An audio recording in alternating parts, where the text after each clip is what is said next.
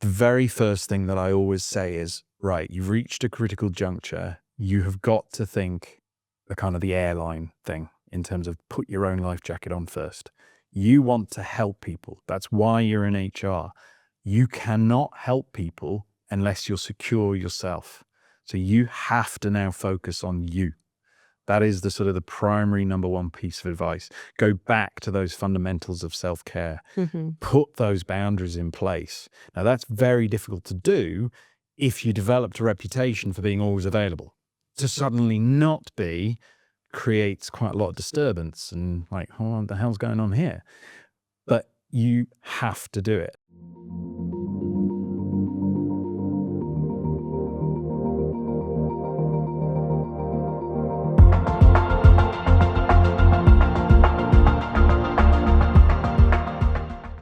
Hello and welcome to the Plum Pod, where we talk about all things HR and mental health. I'm your host, Georgia, and founder of Access HR.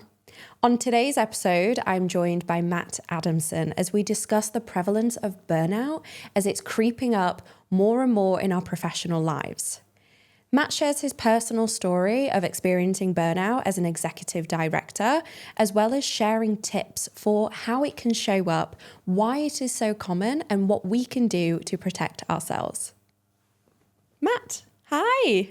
Hi there. Thank you so much for joining me on today's episode. Thank you for having me. Of course, we've been connected on LinkedIn for a while, had a few conversations online. We've taken that into our studio in London, and we're going to have a real conversation predominantly on a topic that is really hot right now. And I also would love to hear more about your story because that really plays a part into our discussion today as well. And before we do, I have one question that I ask every single guest. And that question is, was HR part of the plan or did this happen by chance? Complete chance. Yeah. Tell me more. I have a stepbrother and a stepsister who've done very well in HR, and the computer at school said I should look at HR. But in reality, I did a degree, didn't know what I wanted to do, then did a master's degree because I still didn't know what I wanted to do. And then I wasn't getting any roles through the local grad schemes because I didn't know what I wanted to do. And I fell into recruitment, and that was how I got started. How did you then segue between recruitment to HR? How was that jump? That happened later in the career, to be honest with you. I developed in recruitment, which I enjoyed a lot about in terms of the helping people. That's, I think, a theme that a lot of people in HR can relate with. But then there was the strong sales aspect, which didn't always gel with me. But it provided with money and with mobility. So I started off in the Midlands, then I moved to London, a few years in London. Then it was the financial crisis of 2008. It was before Lehman's went, but it was when Bear Stearns went pop and JP Morgan bought them. I clearly remember all of the members of my team came to me on one day and went, all our jobs have been pulled, Matt. What do we do? And a good manager at that point would have probably, strategized, refocused and everything. And I went, I'm off to Hong Kong. So I departed to Hong Kong, where again, recruitment took me there and I was able to find a job. Ran a recruitment business there, then made the step into executive search. And then after a short period of doing that, one of my clients, UBS, tapped me on the shoulder and said, have you ever thought about coming this side of the fence and working in-house? And initially I said, well, I haven't really.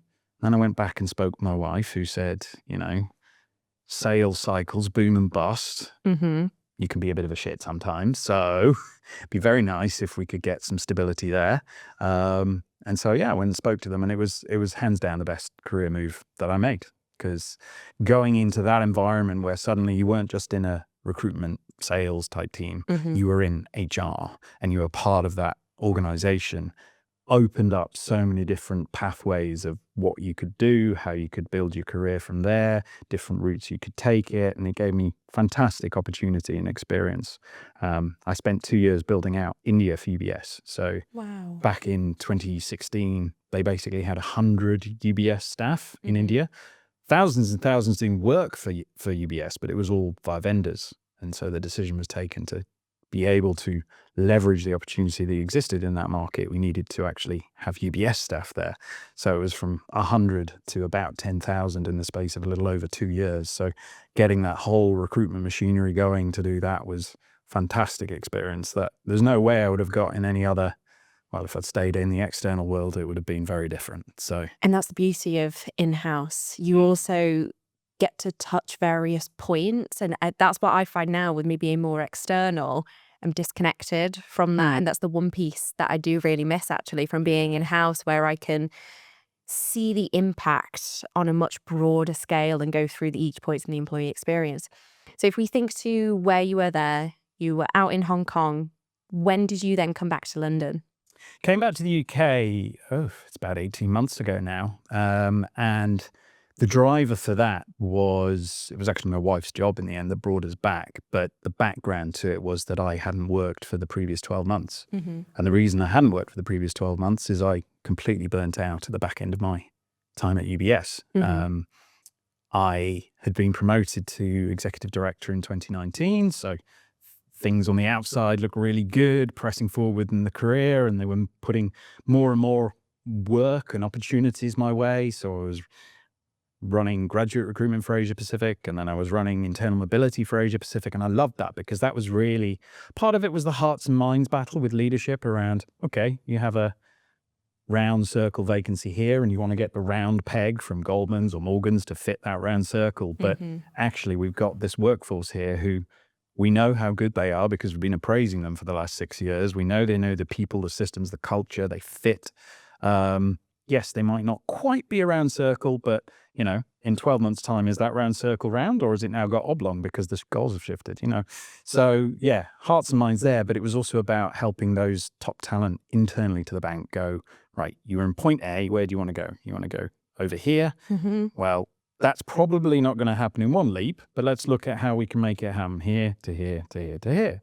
And then ensuring that they did that within UBS rather than going over the road to another firm to do it. So that was, I really enjoyed that aspect of the job, really helping and shaping people's careers. And did you miss that when you then came back to London? I missed a lot when I came back to London. I've grown soft in the tropics, missed the heat. That's a big thing. Miss the ease of the life there. That's another big thing. And I miss the buzz of the office. That's probably my biggest miss these days is the intellectual stimulation and challenge that comes from 1 minute you're talking with a particular senior stakeholder in the business, then you're talking to the HR business partner that's aligned, then you've got to have a discussion with reward, then you've got to talk about mobility and transition and getting tax advisory involved and all these sorts of things. There's so many moving parts and so many, different challenges that come your way all the time. And for a long time, that kept me motivated and that kept me moving forwards. But I later realized that a lot of my career had actually been set up with the underlying kind of lack of self-confidence. It was very much a kind of, the message that I carried deep down was I'm not good enough. And so my entire career was set up to disprove that notion. If I can make executive director, that's a rank that not a lot of people get to in the organization. That means I'm good. It wasn't about the money or anything like that. It was about making me feel good. Getting the positive feedback from stakeholders. Oh, Matt, you're so helpful. That's really brilliant that you've sorted that out for us. There's an extra bit of work to be taken on. I'll take it on. Yeah, no worries. And just completely ignoring all those sort of personal boundaries and just, I don't think it certainly wasn't healthy for me, but it also wasn't healthy for my team either because they saw me sort of trying to be Superman, as it were, always being on, always being available. And I think from their perspective, I think that sort of made them feel, if I want to take that next step, I have to be prepared to be Superman, which it shouldn't be. And also, I think sometimes they felt that they couldn't talk to me as much as they perhaps wanted because they saw me being so busy. And did you feel the weight of not setting those personal boundaries? I didn't feel it until far too late. Okay. For a long time, it was what motivated me. It powered me. The fact that it was a sort of a very negative element there that was powering me ultimately became toxic. But for a long time, no, it was just like, this is what I do. I help. I do that extra bit of work. I take that extra piece on. I work a bit longer to get that done. I do the calls at night. It was just, natural at that point. It feels natural. And also, I've been in a very similar position, and I know that we're going to get into this a little bit more later down the line in our conversation, but where you do have that energy and you take things on, but ultimately we are risking burnout, which is what we're going to really focus on for our topic for today. Yeah. And I would love to know from your perspective, what would you describe burnout to be? It's a sort of a mental, physical, emotional exhaustion Mm-hmm. is probably the best way to define it. It was all of those things at the same time.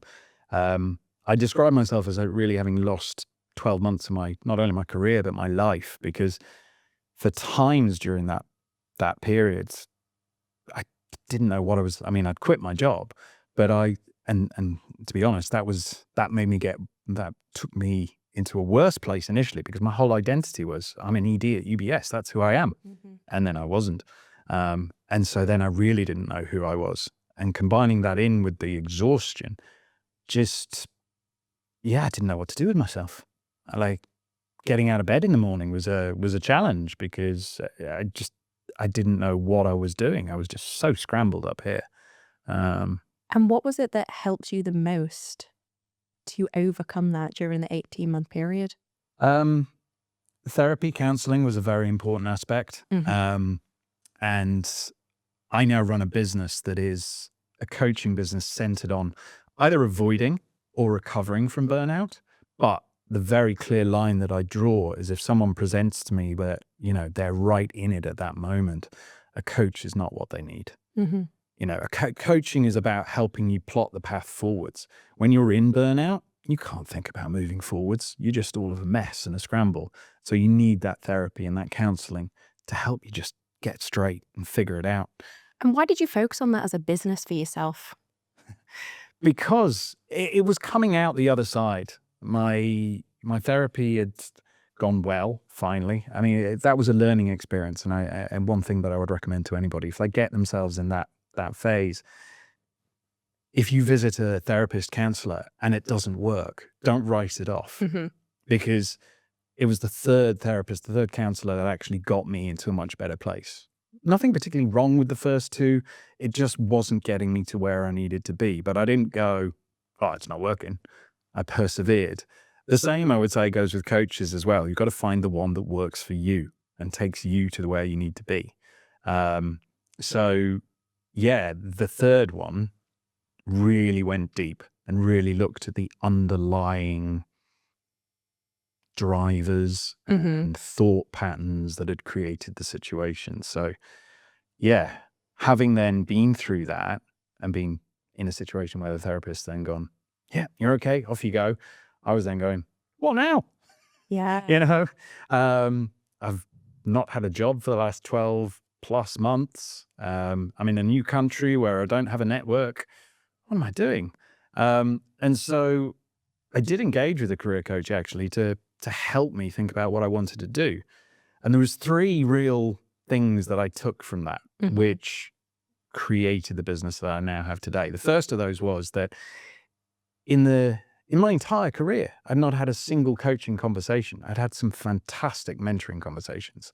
I look back very fondly at a number of my mentors who really helped me look at how to overcome certain challenges and obstacles, and how to develop my leadership skills and all these great things. And I look back on them very fondly, but I'd never had a single coaching conversation. How would you describe the difference between a coaching conversation and a mentoring conversation? So the mentoring conversation is usually a situation where the person that you're talking to and is mentoring you has been through it and has the answers, and they are imparting that knowledge to you. A coaching conversation is where you, as the coachee, and I, as the coach, have the opposite relationship. You have all the answers. I'm asking the questions to help you uncover those answers. And so that was my experience of coaching. I sort of went, if I'd have had coaching, not just mentoring, but if I'd actually had coaching, I would have been so much more in tune with what I needed Mm-hmm. and what was right for me. And therefore, actually, if I'd had a coaching conversation, I might not have burnt out in the first place. I would have been so much more conscious of what was happening, where my stress levels are at, what was going wrong in my thinking, etc.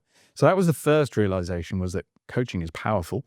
The second realization was that there was a gap here, because my experience talking to others who've experienced burnout, my experience was not unique, i.e., you come to the end of the therapy and the counseling and you're sort of, what now? And I was like, well, I've had that lived experience. I've come through the other side. There's a gap here for somebody to really sort of try and help people put their careers back together. And the third realization was that having worked in that space and helped people shape their careers for 20 plus years, I was probably better placed than most to actually do that. So that was where my business was born. You mentioned then around the individual work that we need to do for our identifiers of potential burnout as well.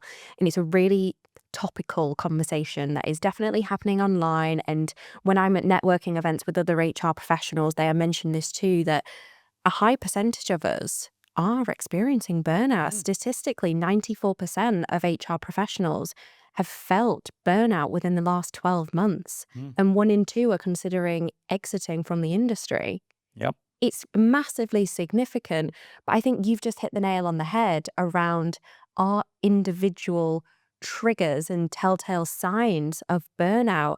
I went through a period at the end of 2024. I didn't recognize those signs because I'd never been through that before. So I feel like you can't win. Yeah, it's very hard because you don't recognize the symptoms. They creep up on you and you're really not conscious of them. And it does, I mean, even the actual, I had 2 sort of events as I described them. And the first of those was I'd been hanging on for Christmas 2021 and telling myself, 2 weeks off, clear your head, relax, it'll all be fine. And then the first day back after Christmas in the new year, 2022, my wife came into the room where I was working. It was Hong Kong, COVID lockdown. So I was working underneath my son's bunk bed on his little desk, except I wasn't at the desk. I was on the floor. I was on the floor crying in a heap, sobbing. And I've got no idea why I was. I couldn't tell you what that last straw that broke it was. I just knew that I just didn't have the emotional bandwidth to deal with this thing that I'd dealt with a million times before. And how long had you been dealing with that? I think if I now look back, the signs were quite clear from even as far as a year back from that point. But yeah, recognition of those is very different. It is very different. And do you ever find it where your clients, I guess they're coming to you retrospectively, but when they're asking around like those signs, those telltale points, do you get any commonalities between those? Yeah, I mean, so I love to try and catch people in the sort of the chronic, this sounds really perverse. I love to catch people in the chronic stress phase, where they're feeling overwhelm and overload. But that's because they haven't perhaps yet burnt out. And if I can prevent that experience happening, that's what I really love. And those people, when I do engage with them, that's their primary question. How do I know if I'm going towards burnout? What are the signs? What am I looking for? Is this it? And yes, there are commonalities. Those commonalities I see, the big one is exhaustion, and not just, I need to lie on a beach for a week exhaustion, but just deep down dog tiredness. I mean, I look back now and I laugh a little bit, and take myself off in the middle of the weekend, which is my only time with the family, and just nap for 2 hours because I was just exhausted. I'd take my daughter down to soft play and then fall asleep on the mats in soft play, and she'd toddle off somewhere else and, where's she gone? So yeah, deep exhaustion. And one way that often then comes out is through irritability. Like I still give myself a bit of a hard time about this in terms of the potential impact I've had on my children, because my reaction to minor things that we were doing was totally disproportionate. I would fly off the handle and I would shout at them and they didn't deserve it. But I was just really short fuse, and became sort of quite toxic from that perspective.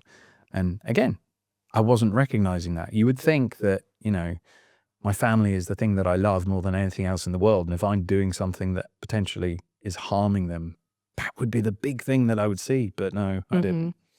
And when it's being portrayed in your personal life, more often than not, it's going into the professional side of work as well, which I think we recognize more then, but potentially not from the identification of burnout. It's potentially misunderstood of, oh, we must be having a bad day or something's going on, where it's that micro moment, but this has got more longevity behind it. And that, if anything, should have been the real warning sign for me, because my family and friends always used to laugh about this, because in my personal life, I've always been a bit of a worrier, a bit of a flapper. Oh God, what's going on? But my executive self, if you've ever had a look at transactional analysis, they talk about you as an individual personally, and then your executive self. And you have an executive self that is how you present at work and how you conduct yourself. And the feedback that I always used to get in annual appraisals was, Matt is so calm. Nothing seems to faze him or ruffle him. Doesn't matter how big the problem is. He just calmly gets to the point and looks to solve the issue. My friends and family are going, who the hell is that guy? Because we don't see him. But yeah, that was again part of my reputation. And when that sort of facade started crumbling and the emotion started coming through in work, yes, again, I should have really picked up on that. But again, not until it was too late. But the big way for me that it manifested itself in work was detachment. Detachment and cynicism. Okay. Like I always used to say, and part of the reason why I was very successful at UBS was, if you cut me, I would bleed UBS. Like I lived and breathed the brand, and it helped me bring people into the organization because they could see that passion for it. But then towards the end, company events I wasn't attending, and I would tell myself, oh, it's because you haven't got time. You've got so much stuff going on. You haven't got time. It wasn't. It was because I was not motivated to. I was becoming detached. I was becoming less engaged. I was becoming cynical about the way that things were being run and organized. But the big thing about that was, whilst in that moment I was blaming them, I was becoming cynical about them, they hadn't changed. It was me who'd changed. And I hadn't taken note of that. That's such a fundamental piece that you've just mentioned there, because I think a lot of people are quite quick to blame the employer when, as you've just said, they didn't change. They didn't change, no. And that's then having an impact on how we then feel the connection to the organization. Potentially there might be resentment in that moment, but then in hindsight and on reflection, there's an internal piece and a position that we potentially could have reflected on in that moment. You were talking then around detachment. And as you were talking, I was just thinking, for us as HR professionals, that's where we can really help our internal team and our managers to really start to identify those traits in conversations, but also approaching, as we now use welfare and well-being conversations, more from a consideration perspective rather than what's going on. Very much talk to me, open the floor up. And then as I'm saying it in the second breath, I'm thinking, but HR do enough already, Georgia. Stop adding more onto their plate. Yeah. And I know from my perspective, I would openly welcome to have a conversation like that with somebody, whilst I'm also trying to juggle so many other things as an HR professional. And I've been very guilty in the past, and I don't know if you can relate to this, to saying yes to too many things and not necessarily putting those boundaries in place because I wanted to excel in my career. I wanted to be seen as the go-to person. I wanted to be trusted. And that came at my own detriment sometimes. Yeah, you've been hearing me talk before. You just said what I say. No. I can relate. I think as well, when you're a people person. This is it. HR people are naturally people person. Yeah.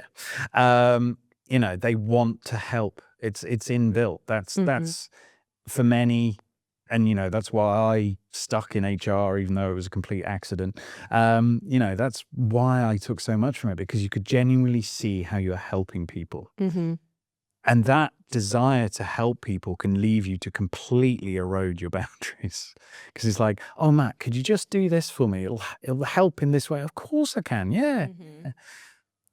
Even though you shouldn't necessarily. Completely agree. What's the most common red flags that you see from HR professionals? In terms of sort of risk to them, do you mean? Yeah, the most commonly ignored risk to them. I think for HR professionals, there's an inherent challenge in the modern workplace, which is that they are attracted to human resources for the human element of the job. Mm-hmm. And yet, so much of their time ends up being focused on the resource side of the job Yeah. and managing the risk on behalf of the organization of the resource. And that inherently creates a tension for most HR professionals. They don't want to be focusing on the resource risk. They want to be helping. They want to be helping the human involved. But rather than being able to naturally take the human side of things, it's all about the resource risk and the resource management. So for an HR professional, managing that tension that's quite often inherently there in their job is quite possibly the biggest challenge that an HR professional faces, because it's pulling them in a direction they don't want to be going in.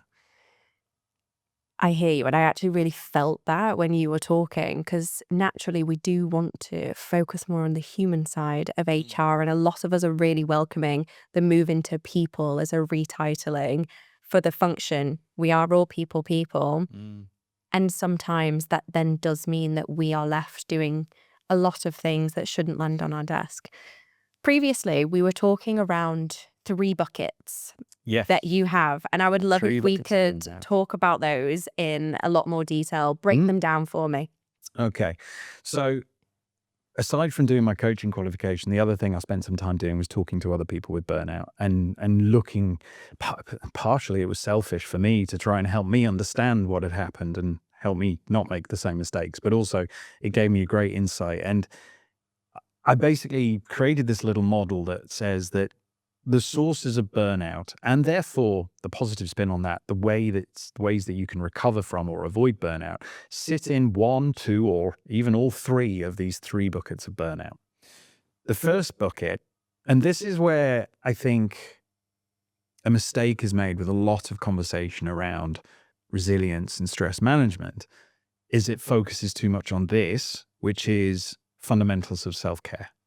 Now, those fundamentals of self-care are critical, good sleep, good rest, diet, exercise, all these things we know we should do, but just slip by the wayside when work gets in the way, and I've seen, unfortunately, too much sort of stress and resilience training where they're like, just learn these breathing methods and make sure you get this rest and do this exercise. And that's great. But if that's the only bucket you're focusing on, you can still very easily burn out. I mean, I was actually pretty good at the fundamentals of self-care, apart from the boundaries. The boundaries I was very bad at. I didn't have the self-respect to put those boundaries in place. But I had a PT, I was doing regular exercise, I ate pretty well, probably drank a little bit more than I should, but nothing excessive. So my self-care was pretty good, apart from, those boundaries and maybe sleep, which I also saw slipping and, again, didn't notice that sign.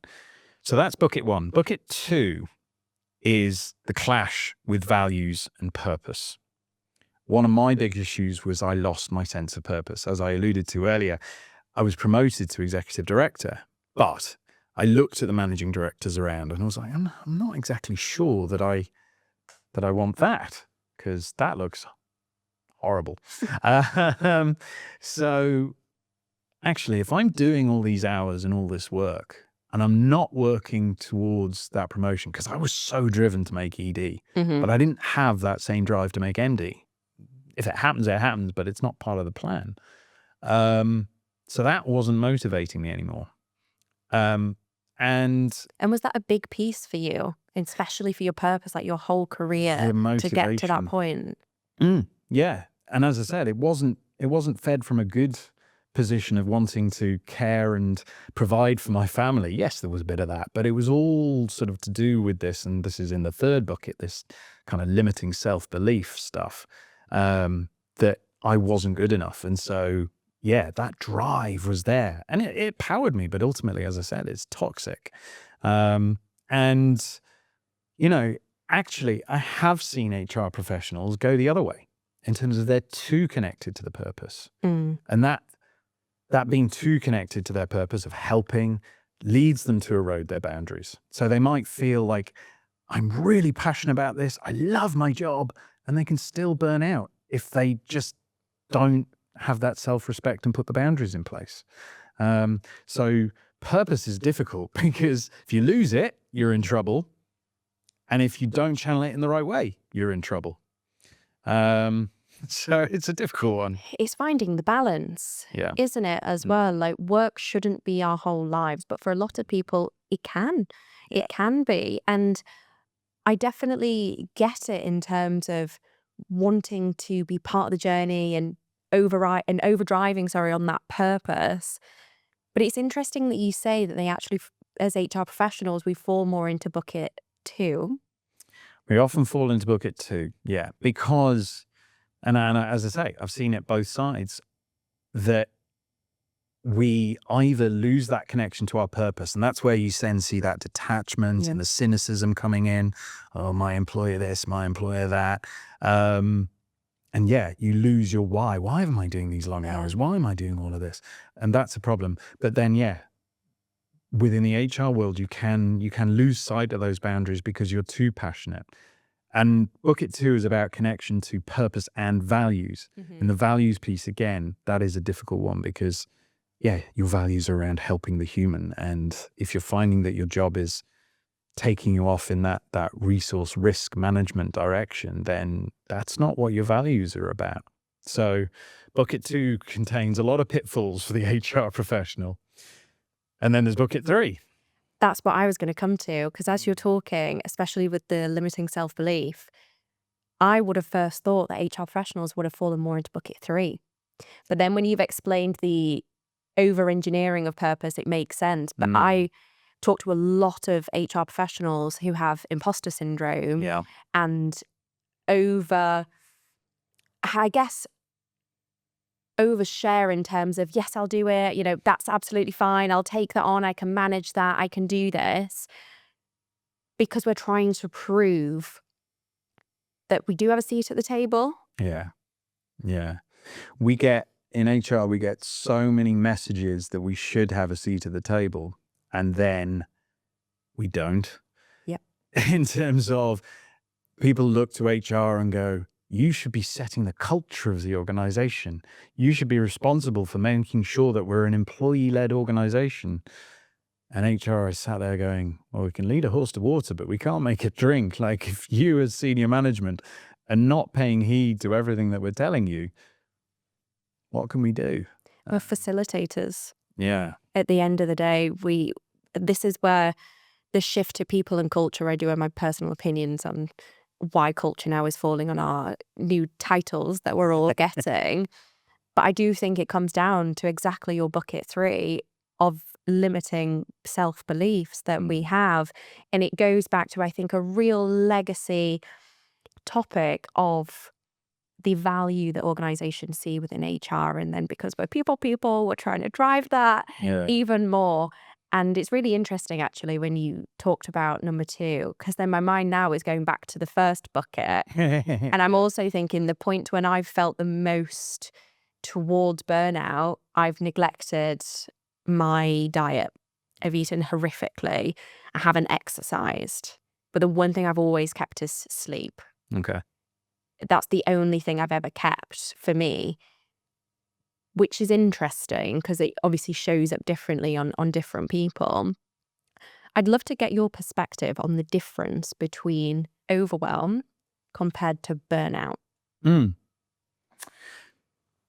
So overwhelm, I think, I don't want to trivialize it, but I think it's something that so many more people feel, because overwhelm is something that can pass. It's horrible when you're feeling overwhelmed, but it can pass. The problem with burnout is it's those same feelings of overwhelm and emotional exhaustion, but they don't pass. And they just stick and they hang around and you're like, what do I do with this? So they're very similar, but as I say, I love to catch people when they're in their overwhelm phase, because at that point you can still do something about it. You can intervene. Mm-hmm. But you just have to be so hyper attuned to that to realize that you are in overwhelm. This isn't normal. This isn't natural. And I need to do something about that. And how can we be hyper in tune with that? Well, it's interesting because one thing that I strongly feel about burnout is that once you've had it, you are actually susceptible to it again. Like I use the analogy of a rubber band. When you overstretch it, it goes back to the same rubber bandy shape, but it's lost some of its elasticity. It's not quite the same. And so you have to be hyper vigilant. And one thing that I do very regularly to sort of remain on top of that is to ask myself a series of questions. And I try and do it. I'm not perfect. I try and do it on a weekly basis, which is, how satisfied were you by your work this week? How connected to purpose and meaning did you feel this week? How happy were you in work this week? And how stressed were you in work this week? Because all of those things will fluctuate. Where you really want to pay attention is if there's any of those that are showing a bad score regularly. Mm-hmm. Like if you track, say, the stress score, and it's like 8, 8, 4, 5, 8, 6, 2, fine. But if it's going 8, 9, 9, 9, 9, 9, 9, there's a problem. Mm-hmm. And you need to take some action. So I have to remain kind of hyper vigilant to some of that myself. And so I do try and ask myself those questions, try and check in, where am I at, to remain vigilant on that. And what practical advice would you give to somebody who is on the edge of burnout? The very first thing that I always say is, right, you've reached a critical juncture. You have got to think the kind of the airline thing in terms of put your own life jacket on first. You want to help people. That's why you're in HR. You cannot help people unless you're secure yourself. So you have to now focus on you. That is the sort of the primary number one piece of advice. Go back to those fundamentals of self-care. Mm-hmm. Put those boundaries in place. Now, that's very difficult to do if you developed a reputation for being always available. To suddenly not be creates quite a lot of disturbance and like, oh, what the hell's going on here? But you have to do it. And the way that I sort of try and help people do that is to get them to buy time. Like when someone comes to you with something, quite often you'll hijack yourself and go, yeah, I want to help you with that. Yeah, I'll do that. So the best thing to do is just buy yourself some time and say, I hear that's a challenge for you. What I need to do is I just need to consider my current workload and see how we can fit that in. Buy yourself that time, step back, step away, take the emotion out of the situation and go, really, can I take this on? Mm. And if you can't, then go back and say, at this point in time, I need to focus on my current workload. If we can find some resource to take that on, I'm happy to help that person, but I cannot take that on personally at this time. But if you try and do that in the moment, it's impossible. You just want to help. Completely. And one of the best ways that I learn in my career is actually putting those boundaries in place, built respect by me professionally saying, let me look at what I've got going on rather than always being the yes person. For a lot of my career, I was the yes person. You could really, really count on me. You can still count on me now, but I will prioritize in a much better way to get the job done. And it's actually okay to put those boundaries in. And I've realized it made me a better professional, but it took me a really long time to realize that. Because you're in a better place yourself, because you are better rested, because you have more bandwidth. I mean, I quite often use the analogy of Usain Bolt, right? Can run 100 meters in 9.6 seconds or whatever it is, crazy times. But the day before a big race, is he putting on the hardest training session of his life? Is he on the phone with sponsors until 11 o'clock at night because he needs to do that duty? Is he going, oh, I haven't had time to eat properly, I'll grab a hamburger or whatever? No, because that is not the route to peak performance. The route to peak performance is through being well rested. So we've really got to try and retain that and think about that. Matt, I love that. I also love how throughout this whole conversation, there's been such a core message as well that as HR professionals, we need to look after ourselves and have our own early identifiers. And I really like how you keep a log as well per week and check in with yourself. That's really inspiring. And I personally need to start and do that as well, because as you said, we can't keep pouring from empty cups as professionals. And that's one thing I have definitely learned the hard way. And I really appreciate you sharing your story too. I have one final question for you today. Yep. And looking back to when you were completing that survey and it talked about HR and then you went into recruitment, what is one piece of advice that you would have given your younger self? Ooh, that's a good question. One piece of advice I would have given myself now, looking back, is look at the evidence. Mm-hmm. What I mean by that is I spent my whole career doubting myself. And actually, if I'd considered the evidence, okay, you got a good degree from a good university. You then got a master's from a good university. You then did well in your first job, even though it wasn't quite what you wanted to do. But you still did well enough that you then got another job, you got promotions and etc. So let's have a look at the evidence. Because I think if I'd been able, and again, this is a habit that I now do, I try and journal around achievements and successes and just little things that I've been proud of every day, to really focus on the evidence. Because your brain will constantly trick you and go, oh, you're not good enough for that, or you can't do this, or whatever. But actually, what does the evidence say? The evidence says you are good. You are good enough. So, yeah, my advice to my younger self was keep an eye on that, because you are good.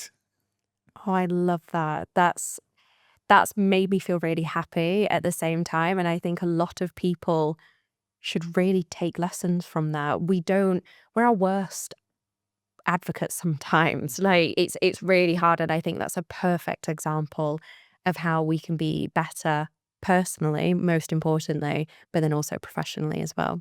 Yeah. Thank you so much, Matt, for today. I've really loved this. And again, appreciate you sharing your story. Thank you very much. Like this episode? Click here for more HR talk. And if you're just catching up, check out our previous episodes right here.